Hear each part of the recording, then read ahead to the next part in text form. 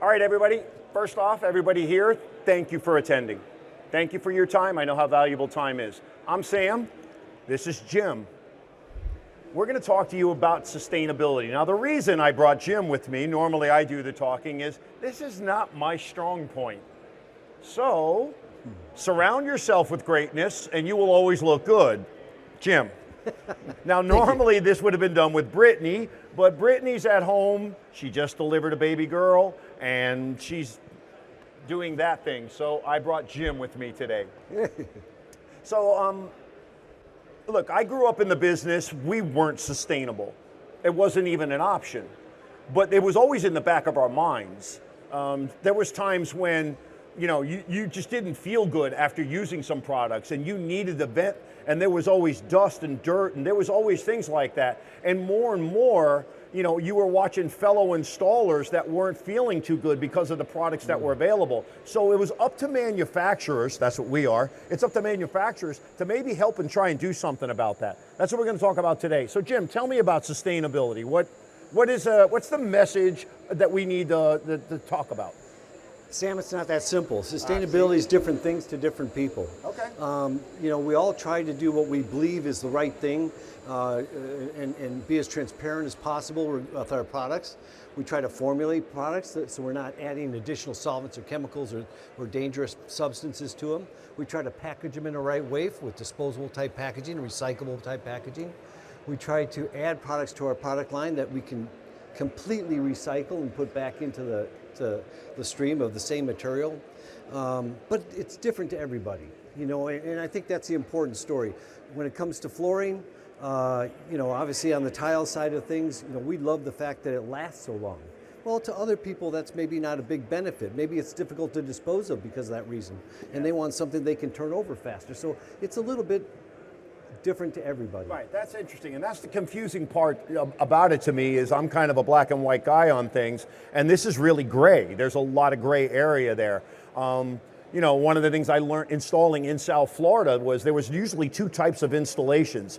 There was somebody's going to sell the house, and so they didn't care what you put in, they just wanted a shiny new floor in the house. Then the person would buy the house, call me up 6 weeks after I put the floor in and go, tear this thing out, it's horrendous, we want a new floor.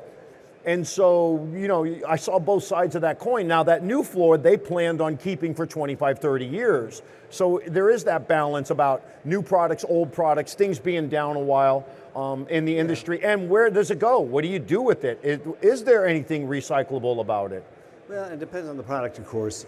Being just the adhesive, it's difficult for us to have something that's recyclable when we're attached to something. Tile is an example. But there is things, there's, in the case of lead as an example, USGBC and lead, there's benefits to installing over an existing floor covering that's installed correctly, tile and so on.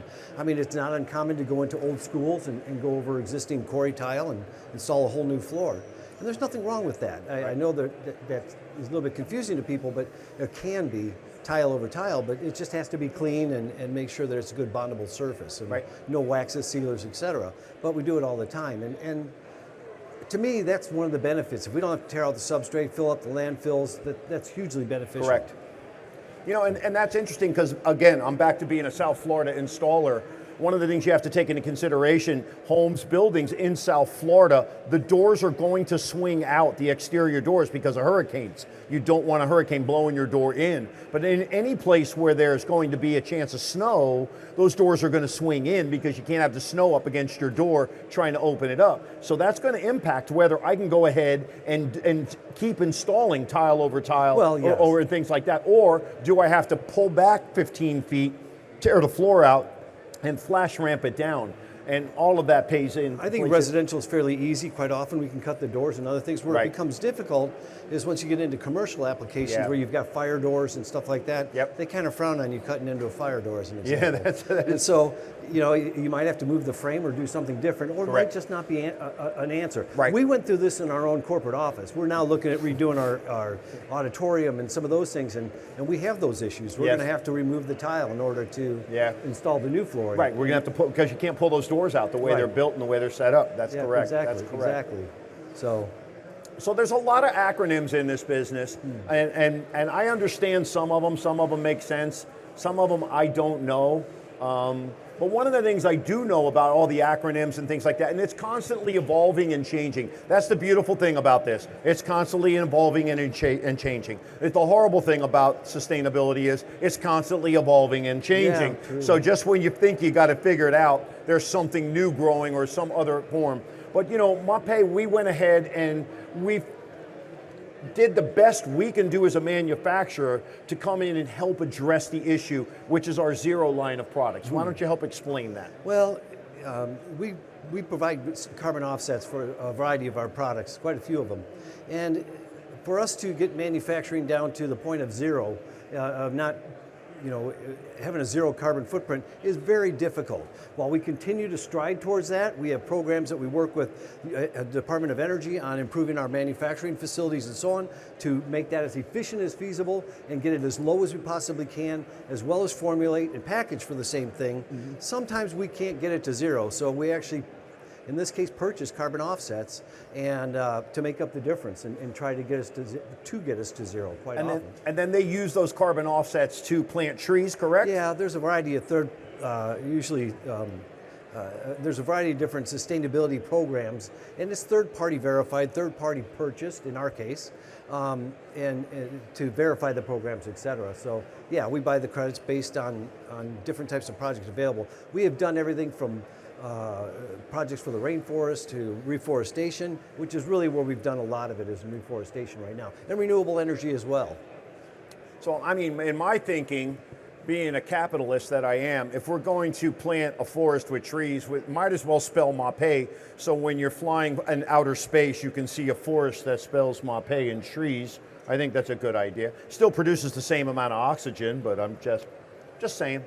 Yeah, like I said, the most important thing is when it comes to some of our manufacturing, we cannot get it to zero at this time. It's not feasible. Right. And so we're doing everything we can to get it as efficient as possible, working with better manufacturing facilities and so on. Again, we're auditing with the Department of Energy, and we've got quite a few facilities. We probably have 16 facilities in the United States alone. So it's an aggressive program, but we believe it makes sense. And in addition to that, as I said, we'll buy carbon offsets yearly, annually, if you might. And so this is one of the products that contributes to that zero, and you can tell because it'll say so right here. And so we have 10 products now? Oh, no, we have more than that. I think more than that. Yeah, we have more than that now. We have some new ones online, but you want to look for the zero. Now, at first I didn't think this was, I'm like, what is going on with this? But more and more you think about government buildings and you think about the responsibility about us being in this business. It's more about us just slapping down tile or making mortar and selling it. We have to sustain and maintain the ability for society to continue forward and breathe clean air, have clean environments. Kids in schools, do you want them around products that are giving off VOCs that are not good for the environment? To me, the answer is no. So for the future, you want to make sure you're using products that have that zero on there. Yeah. And if you're not currently using these, maybe you should think about it. And if you're not using MAPEI products, maybe you should go ahead and think about asking your current vendor, hey, do you guys contribute to a zero product line? Exactly. We talked specifically about LEED earlier, and I think it's important to mention that there are other building standards out there, like Living Building Challenge and BREEAM and Green Globe, et cetera. So there's a variety of different ones out there, and we do have products or attributes, if you might, for any of those building standards.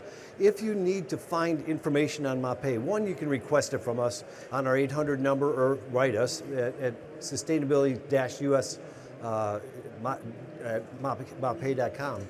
Or you can also just go to our product page. If you look up one of our products like Caraflex Super, there will be a data sheet, there will be a safety data sheet, and further down a little bit will be our product sustainability report. You pull up that product sustainability report. If you're looking for VOC emissions as an example, there will be a blue font. You can click on that, it'll take you right to the certificate, and then you've got your documentation as well. So all throughout the product sustainability report, there's multiple different links to multiple certificates and so on. We have well over 450 to 500 products that have product sustainability reports, so it should be pretty attainable, and we still get a phenomenal amount of requests. We average about 8,000 downloads a month on just sustainability documents. So it's heavily used. That's cool. That's very cool. We cover everything? That's most of it. Are there any questions? We stunned you into silence? You want to talk about acronyms, EPDs, HPDs, etc.? I mean, I think all those are important tools. We do not have EPDs on every one of our products right now. That's very, very difficult to achieve. And it's very time consuming as well. It takes us up to a year or better to just get an EPD completed. We do on all our mortars and grouts and so on, and a variety of other products, but we continue to grow that as well as into our other product lines. We all know us as MAPEI for tile setting materials and grouts. We also have a variety of other lines like underground tunneling. Yeah. We have sports floors, cruise ships. We sell stuff too. So all these different product lines, concrete restoration, or now construction restoration, I guess, and a variety of other lines we do that for as well. So that's where we get up to 500 plus sustainability documents and attributes and so on. But if there's something you're looking for, one thing I can strongly suggest, if you're involved in a green project, reach out as early as possible. It's, as I said, it's impossible for us to come up after the fact and produce an EPD because you need one for a project. Not going to happen. It takes us a year plus to get that completed. So if we can work with you and recommend products that will fit your project and perform well for your project and still give you the sustainability documents we can do, we'd be glad to help you there. All right, well, thank you for attending. Thank you for your time. Listen, time is short. Use it well. Make good choices. Make lots of money this year. Be positive. It's a great year. Thank you very much. Jim, thank you so much. I appreciate you. Thank you, guys.